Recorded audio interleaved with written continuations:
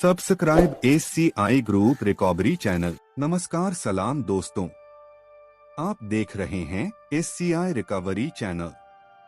अगर आपको या आपके परिवार में किसी को स्पाइनल कॉर्ड इंजरी हुआ है तो ये बात अंत तक ध्यान से सुनिए।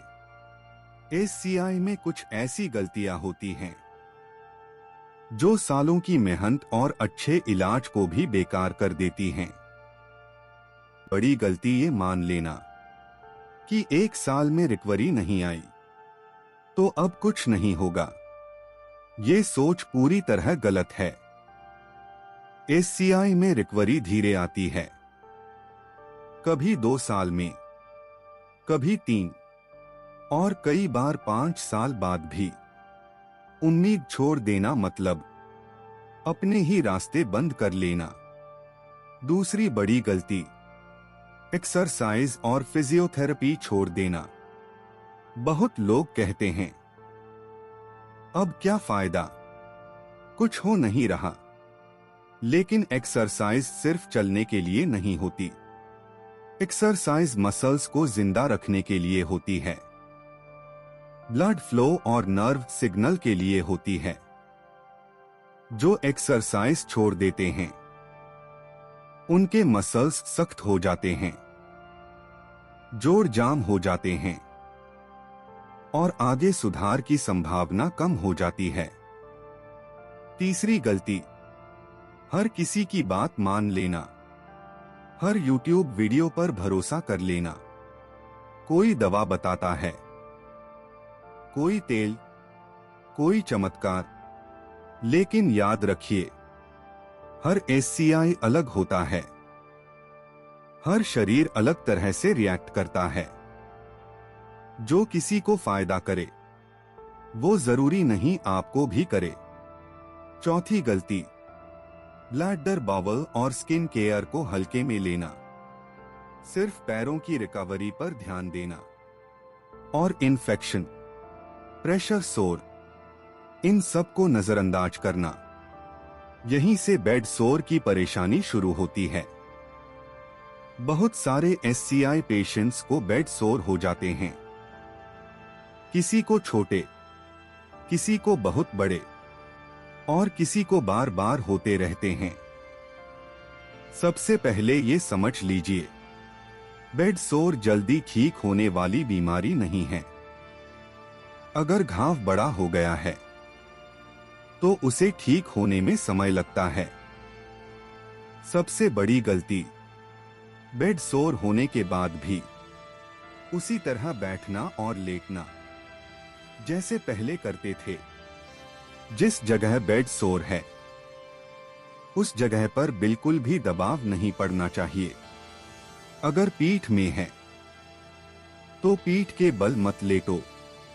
अगर कूल्हे में है तो उसी साइड मत बैठो। बार बार पोजीशन बदलना SCI पेशेंट के लिए बहुत जरूरी है। हर 2 घंटे में पोजीशन बदलनी चाहिए, दिन हो या रात। दूसरी जरूरी बात, बेड और मैट्रेस। सख्त बेड पर लेटने से बेड सोर और खराब हो जाता है। एयर मत्तरे, SS या वाटर बेड अगर संभव हो तो बहुत मदद करता है। कपड़े हमेशा साफ और सूखे होने चाहिए। पसीना, गीलापन इन्फेक्शन को बढ़ाता है।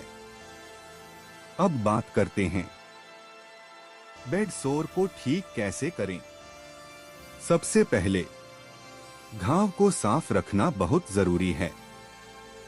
ड्रेसिंग हमेशा डॉक्टर या नर्स की सलाह से करें। कोई भी पाउडर, कोई भी क्रीम खुद से लगाना कई बार नुकसान कर देता है। अगर बेड सोर बड़ा है, पानी या मवाद निकल रहा है तो देर मत कीजिए, डॉक्टर को दिखाना जरूरी है, क्योंकि इन्फेक्शन अंदर तक जा सकता है। खाना भी बेड सोर में बहुत बड़ा रोल निभाता है।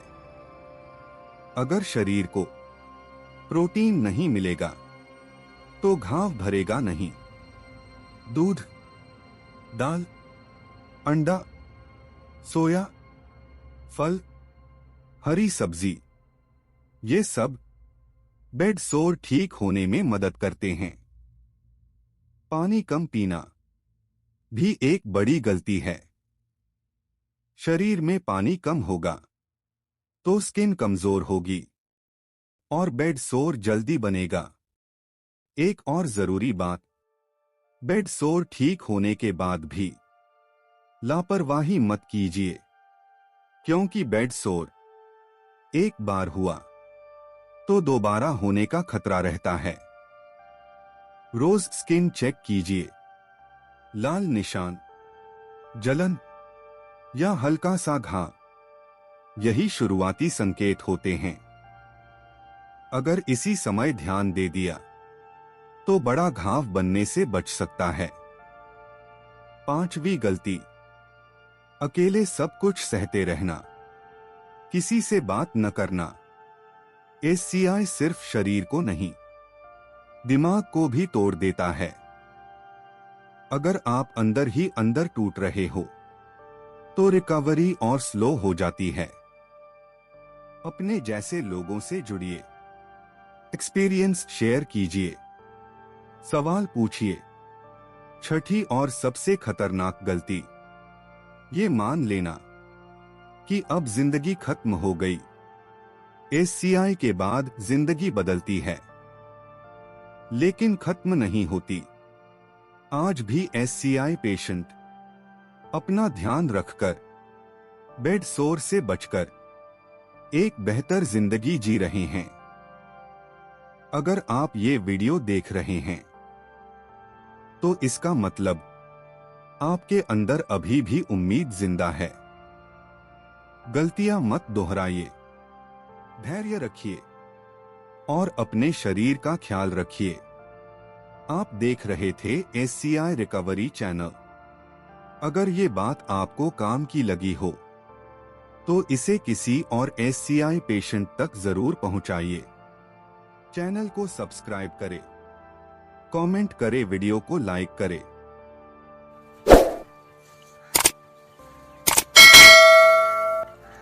Subscribe SCI group recovery channel.